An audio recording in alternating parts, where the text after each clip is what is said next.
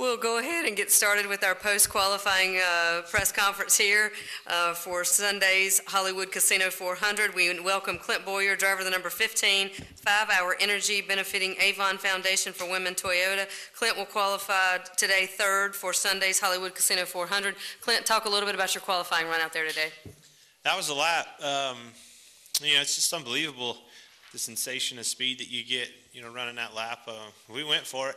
The guys freed the car up, and the car was close. When I ran a 25, Casey ran a 21.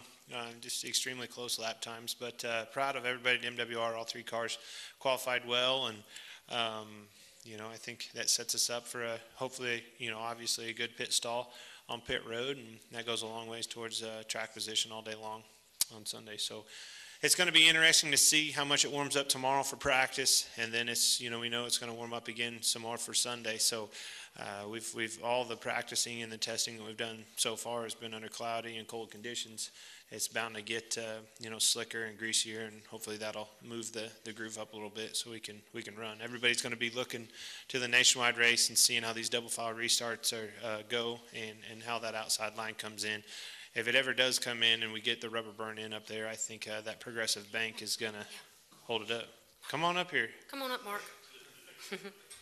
Story of my life, though. Spend most of my qualifying program chasing this guy all season long. Joining Clint up here on stage is Mark Martin, driver of the number 55 Aaron's Dream Machine Toyota, who qualified second this afternoon for Sunday's Hollywood Casino 400. Mark, take us through your qualifying run out there today. We fought way too tight in practice, and as the practice went, the car we just didn't gain on it, and so Rodney took a big leap at it for qualifying, and I was afraid that the car might be loose qualifying, and he wasn't that bad, but it definitely stepped out in the middle of 1 and 2, and I knew at that point the car gets tighter the second lap, so I knew at that point I was going to have to make 2 laps, and I don't have any practice at holding my breath for 60 seconds. I'm pretty good at it at 30, but I'm going to have to work on that 60-second thing because that was a little too long for my liking. All right, we'll open it up for questions for Mark and Clint. Please raise your hand. We'll get a wireless mic to you. We'll take our first question in the back from Lee. Lee Spencer, Fox Sports. So what's it going to take on Sunday? I mean, as fast as that track is, I asked Mark are you going to have some major brass to get around the track, and is just being up front going to be enough? Well, I think it doesn't, qualifying up front is huge, but there's going to be cycles. There's going to be, people staying out, people taking fuel only, 2 tires, and eventually you're going to have to take 4, and you're going to be on the back side of that cycle.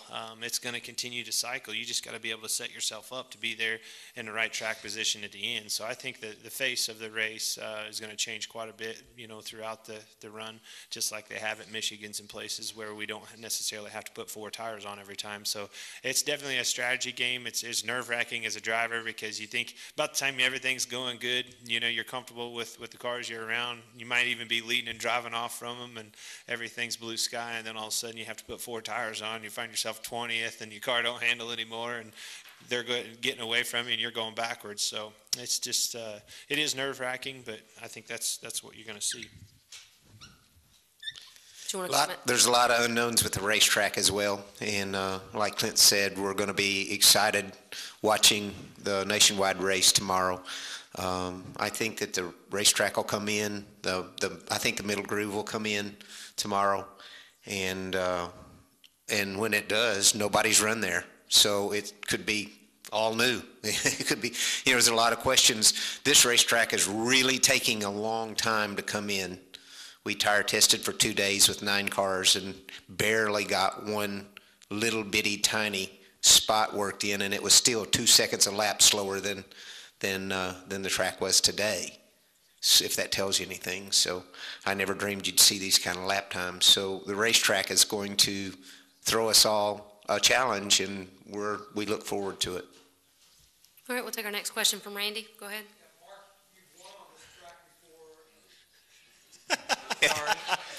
Randy Kovitz, Kansas City. You've won on this track before, and Clint, you've been second on this track before, but I mean, How different is it? It's a new track now. I mean, it really is. And it's going to be, we're going to have to learn as we go. We can't find out tomorrow in practice what the track's going to be like Sunday. It's just not going to happen. I'm sorry.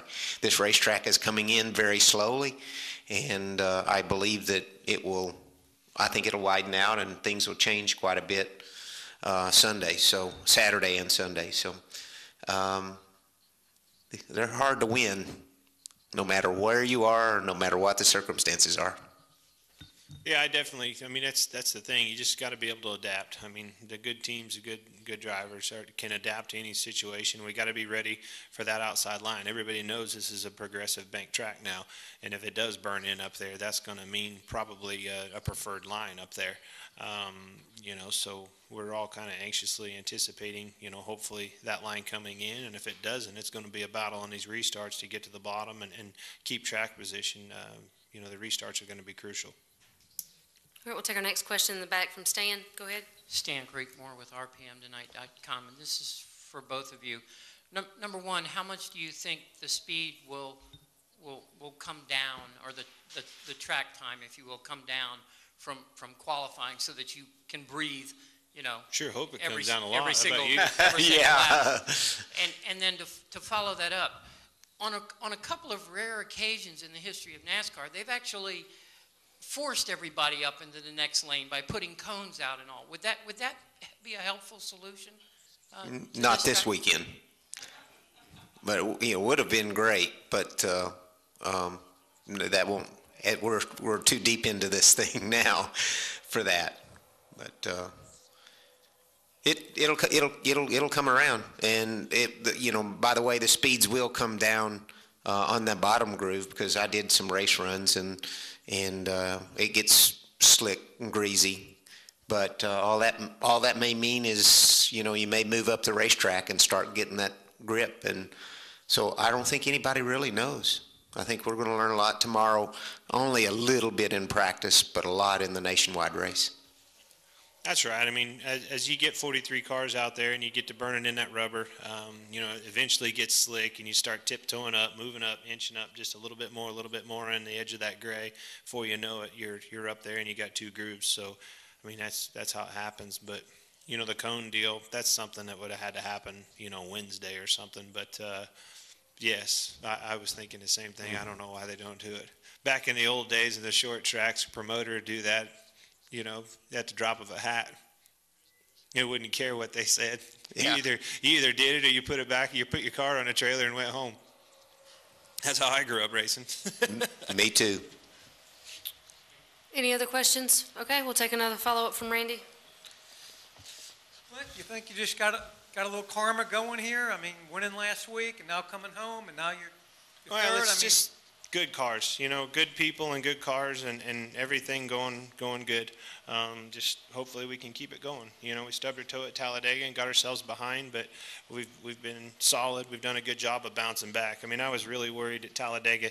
When you're on a roll and everybody's on a high and everybody's excited and pumped up to go to the racetrack and you have that setback like we did at Talladega, it's easy to let your guys get down yourself and kind of let everything go by the wayside. So it was I think it was a big race for us to be able to turn things back around at Charlotte and get my first win on a mile and a half. I mean, it's been a long time, and I needed to get that done. So it definitely gave me some confidence on these mile and a half tracks that, maybe we can become a factor. And these guys' championship chase started, in my eyes, 10 races to go before the chase cut off. I started noticing them building momentum and getting stronger and getting faster and getting results. And I saw it coming, and it all came together in the last one with a win at Richmond. And they've been able to not only propel that forward, but to continue, I think, that forward momentum.